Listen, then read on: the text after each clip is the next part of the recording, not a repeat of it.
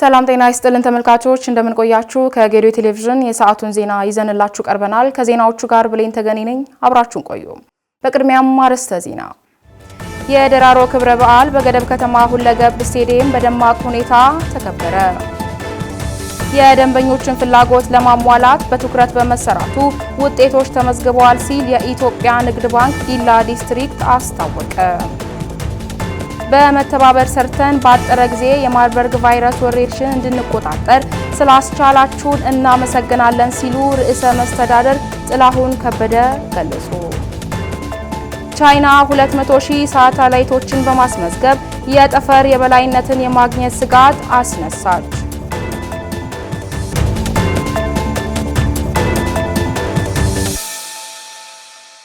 ተመልካቾች እኝንና ሌሎች ጉዳዮችን በዝርዝር ዜናዎቻችን እንመለከታለን። በቅድሚያ አጫጭር ዜናዎችን እነሆ። የአረንጓዴ አሻራ የተፋሰስ ልማት የወንዝ ዳርቻ ልማቶች የውሃ አዘል መሬቶችን ከመጠበቅ አኳያ ተጨባጭ ውጤት እያስገኙ መሆናቸውን የአካባቢ ጥበቃ ባለስልጣን ገለጸ። ባለስልጣኑ የዘንድሮን የዓለም አቀፍ ውሃ አዘል መሬቶች ቀን የውሃ አዘል መሬትና የሀገር በቀል ዕውቀት የባህልና ቅርሳችንን እናክብር በሚል መርህ ቃል እያከበረም ይገኛል።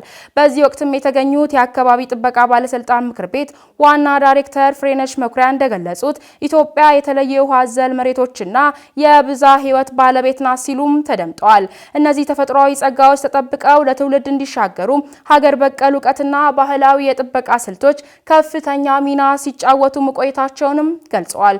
ማህበረሰቡ ለዘመናት በባህላዊ ህጎችና ሴቶች አማካኝነት ረግረጋማ ቦታዎችና የውሃ አካላትን ሲንከባከብ መቆየቱንም ጠቅሰዋል። የውሃ አዘል መሬቶችን ከፍተኛ ጥቅም እያስገኙ መሆኑን ጠቁመው የተበከለ ውሃን በተፈጥሯዊ መንገድ ማጣራት፣ የጎርፍ አደጋ መከላከል፣ የአፈር እርጥበትን መጠበቅ እንዲሁም የአየር ንብረት ለውጥ መቋቋምና የአካባቢ ሙቀት መቀነስ ለአብነትም ጠቅሰዋል። በዚህም ወሳኝ የተፈጥሮ ሀብቶች ላይ የሚደርሱ ተግዳሮቶችን ለመፍታት ዘመናዊ ሳይንሳዊ ዕውቀት ከሀገር በቀል ጥበብ አቀናጅቶ መተግበር እንደሚያስፈልግም አስረድተዋል። ዘገባው የኢትዮጵያ ዜና አገልግሎት ነው።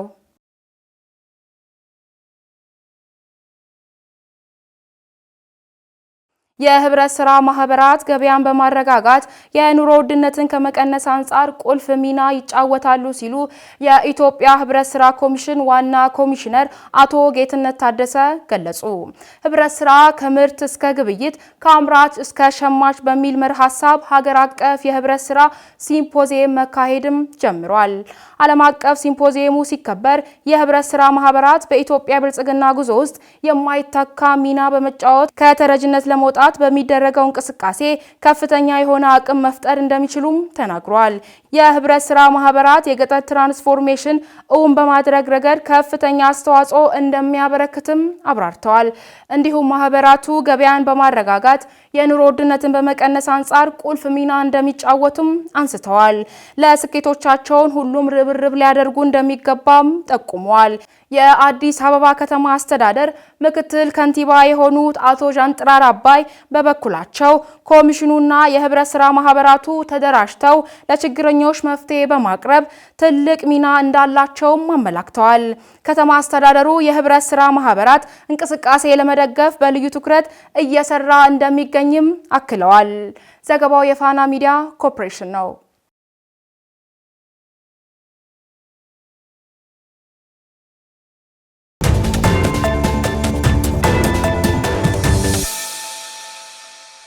ተመልካቾቻችን የተከታተላችሁ ያላችሁ ዜና ሰባታችንን ነው። አሁን ደግሞ ወደ ዝርዝር መረጃዎቻችን እናልፋለን። አብራችሁን ቆዩ። የደራሮ ክብረ በዓል በገደብ ከተማ ሁለገብ ስቴዲየም በደማቅ ሁኔታ ተከበረ። በዞኑ ሁሉም ወረዳዎችና ከተማ አስተዳደሮች ጥር ወር ከገባ ወዲህ የደራሮ በዓል በደማቅ ሁኔታ እየተከበረ መሆኑ ይታወቃል። ዝርዝሩን ይልማ አበበ አዘጋጅቶታል።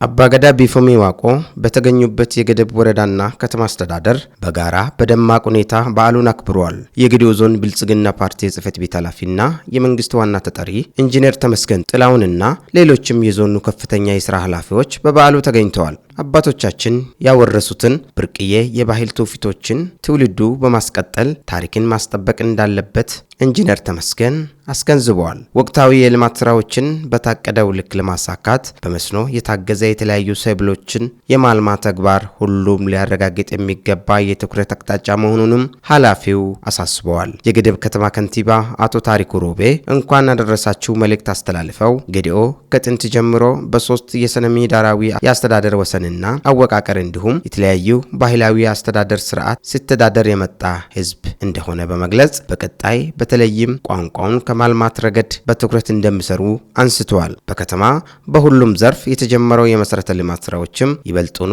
ተጠናክሮ እንደሚቀጥልም ከንቲባው ተናግረዋል። የገደብ ወረዳ አስተዳደር አቶ ሲሳይ ታደሰ በዓሉን ሊታደሙ የተገኙ የወረዳና የከተማ ህብረተሰብ እንዲሁም እንግዶችን አቀባበል አድርገው ብልጽግና ፓርቲ ለባህል እድገት የሰጠው ልዩ ትኩረት ደራሮን በማልማትና በደማቅ ሁኔታ እንድናከብር አስችሎናል ብለዋል። በግብርናው ዘርፍ ቡናና የእንሰት ልማትን በማጠናከርና ምርትና ምርታማነትን ማሳደግ ከምንም ጊዜ በላይ ትኩረት እንዲሰጥ አስተዳዳሪው ጠይቀዋል። የተለያዩ በዓሉን ለማክበር በከተማዋ የተገኙ የህብረተሰብ ክፍሎችና ተጋባዥ እንግዶችም በልዩ ሁኔታ ደራሮን እንዳከበሩም ተናግረዋል። በዓሉን ደመቅ ሞቅ እያደረግን ያለነው እንግዶቻችንን የሚመጡትን ውሃ የተጠሙትን ከተለያየ ቦታ የሚመጡትን እየተቀበልን ውሃ እያጠጣን እየተቀበልን ያለንበት ነው ያለው። እንግዶቻችን ከስተመሮቻችን ሁሉንም እየተቀበልን እያስተናገድን ያለንበት ሁኔታ ነው ያለው። በጧቱ ለአባ ገዳም የሚሰጥ ስጦታ አዘጋጅተን ጉማዳ እየጠበቅን ነው። ሰዓቱን በመጠባበቅ ላይ እንገኛለን።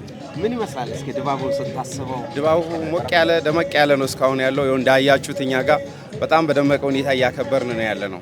ከዚህ ህዝብ ጋር ከታላቅ ህዝብ ጋር በዚህ ይህን በዓል በዛሬ ዕለት ተገኝቼ በማክበሬ በጣም ደስታ ይሰማኛል። ሁሉም ሰው ድባቡ ደስ በሚል ሁኔታ ለመዘጋጀት እንትን ብለን ነው ያለነውና በጣም ደስ የሚል ሂደት ውስጥ ነው ያለነው። የዘንድሮው ደራሮ በተለይም በተለያዩ የልማት ስራዎች የታጀበ መሆኑ ልዩ ያደርገዋል ያሉት የበዓሉ ታዳሚዎች ትሩፋቶችን በማስቀጠል ልማትን ለማረጋገጥ መዘጋጀታቸውንም አንስተዋል። በከተማው የሚገኙ የንግድ ድርጅቶች፣ ባንኮችና ሆቴሎች ለበዓሉ አስፈላጊውን ዝግጅቶችን በማድረግ እንዳከበሩም ተገልጿል። ለበዓሉ ድምቀት የሚሆን የባህል አልባሳትና ሌሎችም የተለያዩ ቁሳቁስ ገበያ በገደብ ከተማ ደርቶ ውለዋል። ለአባገዳው ጉማታ የስጦታ ስነ ስርዓት መርሃ ግብርም ተካሂዷል። በጥር 30 2018 በዲላ ሁለገብ ስታዲየም የተለያዩ ተጋባዥ እንግዶች ባሉበት የደራሮ ክብረ በዓል እንደሚከበር የገለጹት አባገዳ ለዞኑ ነዋሪዎች ለቀጣይ ዓመት መተዳደሪያ የሆነውን ላላባ ከ1 እስከ 10 የተገለጹ ደንቦችን ለወረዳና ከተማ ህዝብ አስተላልፈዋል።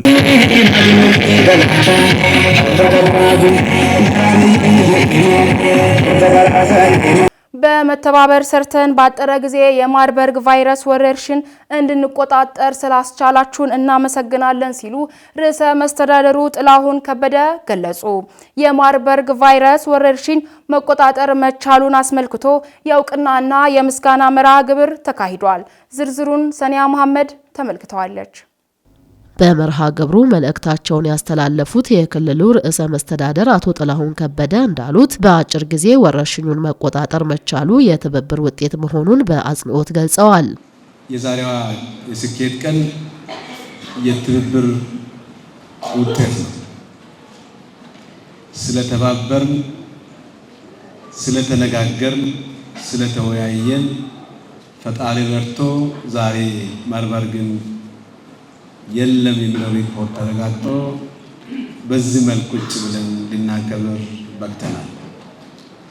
በዚህ ሂደት ከመጀመሪያው ቀን ጀምሮ በእጅጉ አስፈሪ አስደንጋጭ ሲታወጅ ምን ይሆን የሚገጥመን፣ የተያዙት ይሞታሉ እና ምን ይሆን የሚገጥመን የሚል አስደንጋጭ ጊዜ ጀምሮ አይ ህይወትን ሰጥቼ ነፍስንም አሳልፌ ሌሎች እንዲኖሩ አደርጋለሁ ብለው ወስነው በመስራታቸው የጤና ባለሙያዎቻችን ዛሬ በሽታውን ተቆጣጥረን እንደዚሁ ቁጭ ብለን ለመደሰት ለመገናኘት በጥቂት ጤና ባለሙያዎች መስዋዕትነት ነውና እነኛ ህይወታቸውን ያጡ ጤና ባለሙያዎችን ሁሌ እናስታውሳቸዋለን። ለቤተሰቦቻቸው መጽናናትን እንመኛለን። ታሪክ ስለሰሩ ደግሞ አንድ ደቂቃ ያክል በጭብጨባ እናመሰግናቸው እናስታውሳቸው። እንደ ሀገር መሰል ወረርሽኞችን ለመከላከል በተፈጠረው አቅም ክስተቱ በልዩ ትኩረት በመመራቱ የከፋ ጉዳት ሳያስከትል ያለፈ መሆኑን ጠቅሰው ትምህርት ሊወሰድበት የሚችል ስራ መሰራቱን አብራርተዋል። በብሔራዊ ደረጃ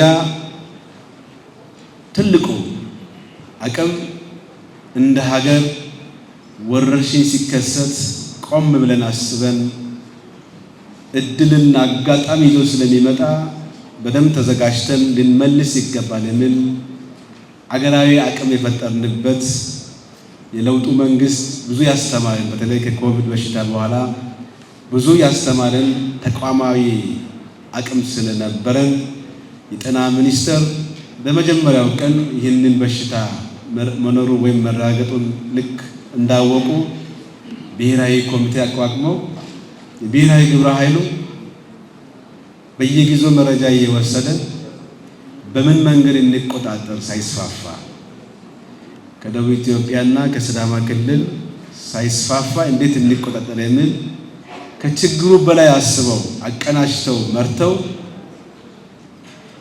ብዙም ሳይሰፋ ሰብአዊ ቀውስም በብዛት ሳያስከትል በዓለም አጭር ጊዜ ውስጥ እንዲህ አይነት ወረርሽኝ በሽታ ለመቆጣጠር ትምህርት ሊወሰድ የሚችል ተግባር የፈጸመው የጤና ሚኒስቴር ግብረ ኃይል ይህን ግብረ ኃይል ደግሞ እየመሩ የነበሩት ክብርት ዶክተር መቅደስ ዳባ በመካከላችን ዛሬ ተገኝተው ይህንን የደስታ ቀን ከእናንተ ጋር ላክብር እዚሁ በእናንተ ፊት ቆሜም ላመስግን ብለው እዚሁ ስለተገኙ በድጋሜ እንኳን ደስ አሎት እንኳን ደህና መጣችሁ።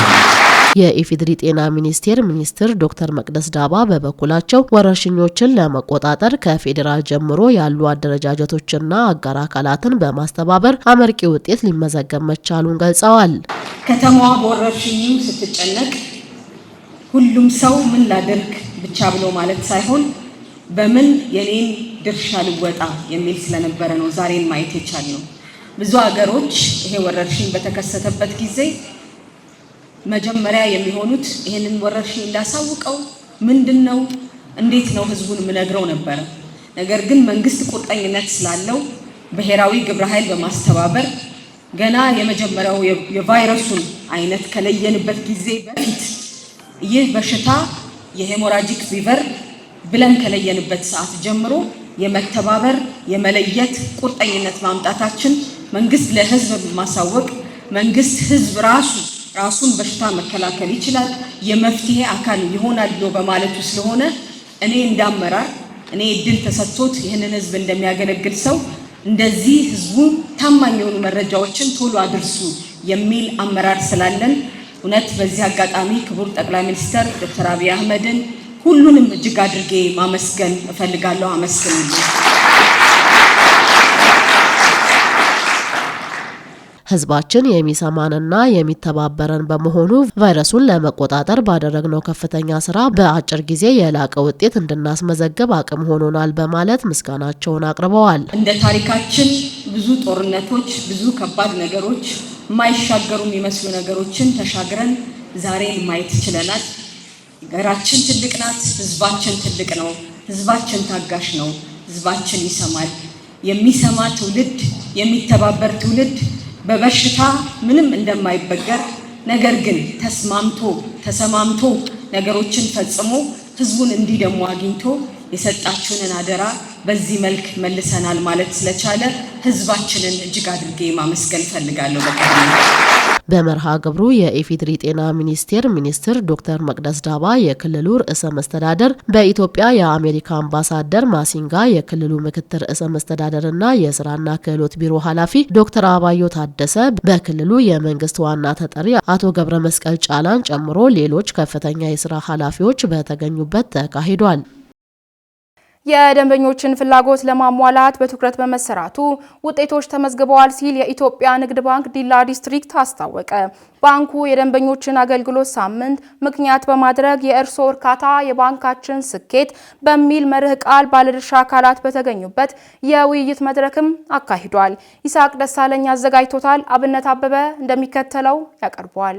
የኢትዮጵያ ንግድ ባንክ የዲላ ዲስትሪክት ዳይሬክተር አቶ ሙሴ ከበደ እንዳነሱት ባንኩ የ5 ዓመት ተቋማዊ ስትራቴጂ ቀርጾ እየተንቀሳቀሰ ሲሆን የስትራቴጂው ዋነኛው የትኩረት አቅጣጫ የደንበኞችን ፍላጎት ማርካት መሆኑን ገልጸው እንደ ዲላ ዲስትሪክት ባሳለፍነው በጀት ዓመት 7.5 ቢሊዮን ተቀማጭ ገንዘብ መሰብሰብ መቻሉን ተናግረዋል። የኢትዮጵያ ንግድ ባንክ የ5 ዓመት ተቋማዊ ስትራቴጂ ቀርጾ እየተንቀሳቀሰ ሲሆን የስትራቴጂው ዋነኛ የትኩረት አቅጣጫ የደንበኞችን ፍላጎት ማርካት ነው። በመሆኑ ባንካችን ቅርንጫፎችን ከፍቶ ተደራሽነቱን የሚያሰፋው ዘመናዊ ምጡቅ ቴክኖሎጂ የታገዘ አዳዲስ አገልግሎቶችን የሚያስተዋውቀው እና በአጠቃላይ እያንዳንዱን ውሳኔ የሚያሳልፈው የደንበኞችን ፍላጎት ማዕከል አድርጎ ነው። እንደ ዲላ ዲስትሪክትም ባሳለፍነው በጀት ዓመት ብቻ 7.5 ቢሊዮን አጠቃላይ ተቀማጭ ገንዘብ በመሰብሰብ የግል ተቀማጭ ገንዘብን የ77 ዓመቱን 95 ከመቶ በማሳደግ እንዲሁም አጠቃላይ ዲፖዚቱን ደግሞ 80% እድገት ማሳየት የቻልነው ከደንበኞቻችን ከናንተ ጋር ባለን ጥሩ ግንኙነትና ምስጋና ይገባቸው።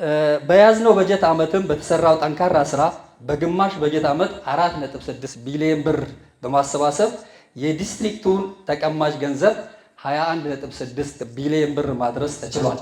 የጌዴኦ ዞን ዋና አስተዳዳሪ ዶክተር ዝናቡ ወልዴ በወቅቱ እንደገለጹት የኢትዮጵያ ንግድ ባንክ በሁሉም አማራጮች የህብረተሰቡ የቁጠባ ባህልን እንዲያሳድግ እየሰራ ያለ ተቋም መሆኑን ተናግረው በቀጣይ ባንኩ በዞኑ ቅርንጫፎችን እንዲያስፋፋም ጠይቀዋል። የኢትዮጵያ ንግድ ባንክ በሁሉም አማራጭ እስከ ገጠር ድረስ ህዝባችን የቁጠባ ባህሉን እንዲያሳድግ አንድ ማህበረሰብ ሊያድግ የሚችለው የቁጠባ ባህሉን በማሳደግ በመሆኑ ያኛው ላይ ከገጠር ጀምሮ እያደረገ ያለ ለውጥ በህብረተሰባችን የቁጠባ ሂደት ከጊዜ ወደ ጊዜ እንዲያድግ ትልቅ አስተዋጽኦ እያደረገ ይገኛል ማለት ነው። በቀጣይ በአካባቢያችንም ላይ በሚኖሩ በልማት ስራዎች እንዲሁም ደግሞ የስራ ዕድል ፈጠራ ላይም የጀመርናቸው በርካታ ስራዎች አሉ።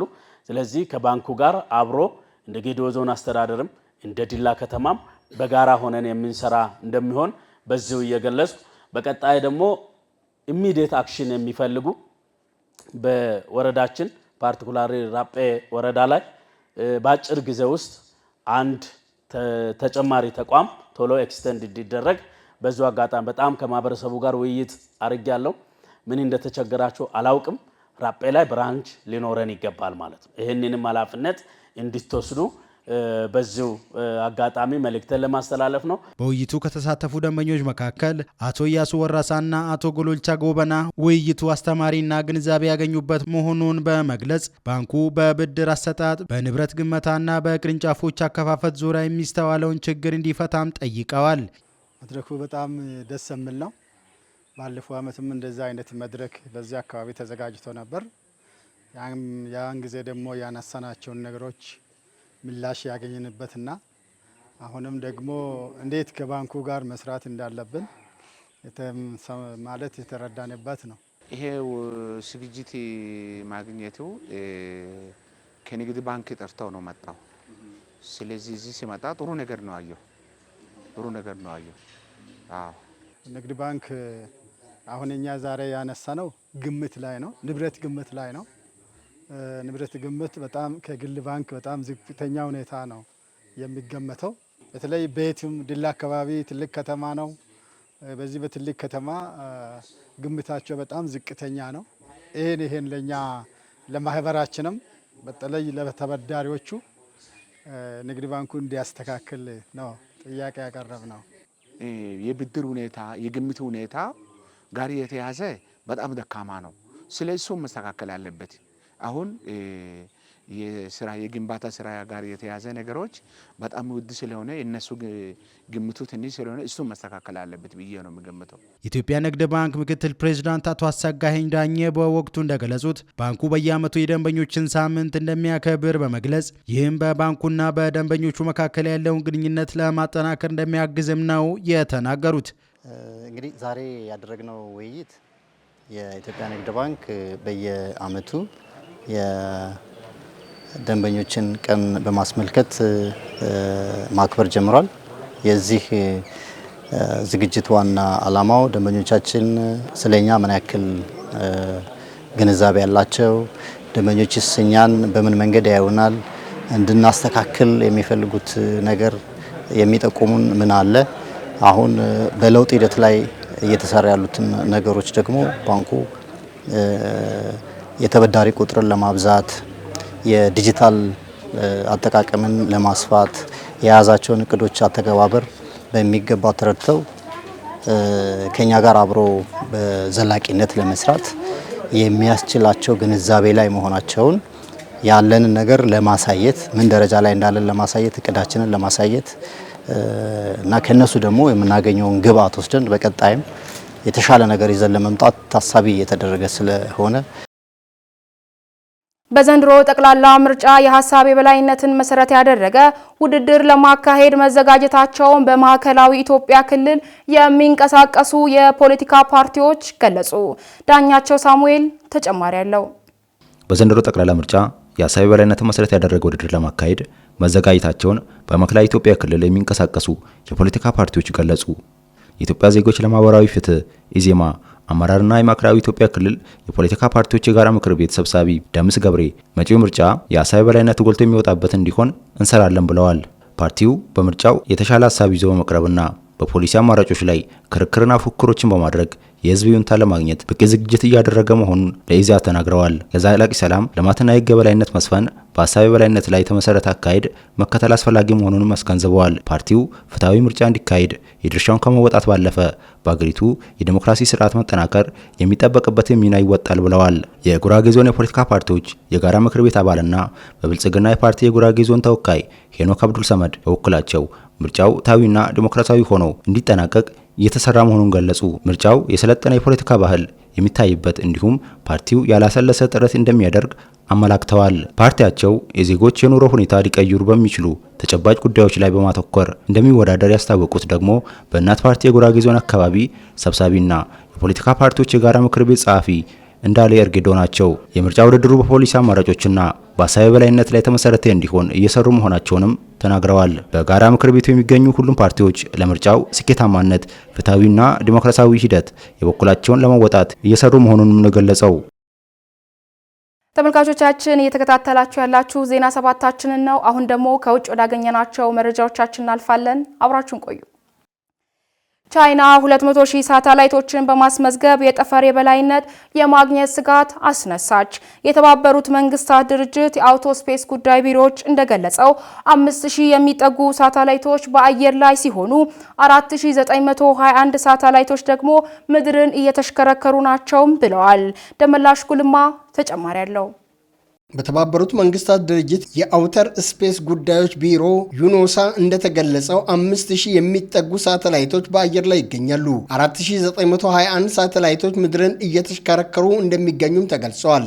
ከስራ ውጪ የሆኑት 2600 ሲሆኑ በህዋ ላይ እነዚህን ሳተላይቶች ጨምሮ 17000 የሚጠጉ የተለያዩ ሳተላይት ያልሆኑ መሳሪያዎች ይገኛሉ ይላሉ በደቡብ ካሊፎርኒያ ዩኒቨርሲቲ የውሃ ተመራማሪዎች። ቁሳቁሶቹ 7600 ቶን ይመዝናሉ። የሚገኙት ታዲያ ከመሬት እስከ 35000 ኪሎ ሜትር ርቀት ላይ ነው። ሳተላይትን ስናስብ መጀመሪያ ወደ አእምሯችን የሚመጣው እጅግ ግዙፍና እጅግ ከባድ ከሆኑ ቁሳቁሶች የተሰራ በጣም ትልቅ ቁስ ሊሆን ይችላል። ትንሽ የዳቦ ቅርጫት ከሚያክሉ አንስቶ አንድ መለስተኛ የእግር ኳስ ሜዳ የሚያክሉ ሳተላይቶች በዓለማችን ላይ ይገኛሉ። ሳተላይቶች ወደ መሬት እንዳይወድቁ በምድር ዙሪያ የመሬት ስበትን ለመቋቋም በሚያስችል ፍጥነት ላይ እንዲሆኑ ተደርገው መሰራታቸው ሳይወድቁ መሬትን ይሾራሉ። ሮኬቶች ሳተላይትን ጭነው ወደ ህዋ ያመጥቁና ለሳተላይቱ ከተሰናዳለት ቦታ ያኖሩታል። የተስተካከለ ርቀቱን እስኪያገኝ ወራትን ሊወስድም ይችላል ተብሏል።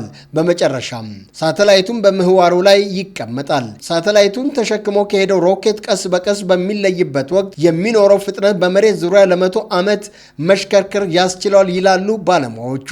ዋናው ሳተላይት በህዋ ላይ እንዲቆይ የሚያደርገው ምስጢር የመሳሳብ ፊዚክስ ሲሆን በመሬት ስበት እንዳይወድቅ የሚያግደው ብቸኛው ጉዳይ የእሽክርክሪት ፍጥነቱ ነው።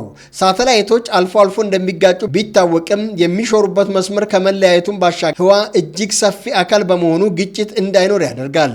በየካቲት 2009 የአሜሪካና የራሻ ሳተላይቶች መላተማቸው ይህ በታሪክ የመጀመሪያው የሳተላይቶች ግጭት በመባልም ተመዝግበዋል። በ1967 በተደረገው የአውተር ስፔስ ስምምነት መሰረት እያንዳንዱ ሳተላይት ያመጠቀ አገር የተወሰነ የመቆጣጠሪያ ስልጣን እንዲኖረው የተደረገው የሬዲዮ ልውውጥ መጠላለፍን በማስቀረት ጭምር ነው። ከመቼውም ጊዜ በላይ የንግድ ኩባንያዎች ሳተላይት የሚያመጥቁበት ጊዜ ላይ እንገኛለን። ሆኖም ከፍ ያለ በጀት የሚጠይቅ ጉዳይ ነው። ይህ የሳተላይት ኢንዱስትሪም በቢሊዮን ዶላር ይገመታል። ቻይና 200,000 የሚያህሉ ሳተላይቶችን ለማሰማራት የሚያስችሉ የአካባቢ አየር ምህዋር ቦታዎችን ለመያዝ ማመልከቻ በማቅረቧ የጠፈር ተመራማሪዎች ከፍተኛ ስጋት ላይ ወድቋል።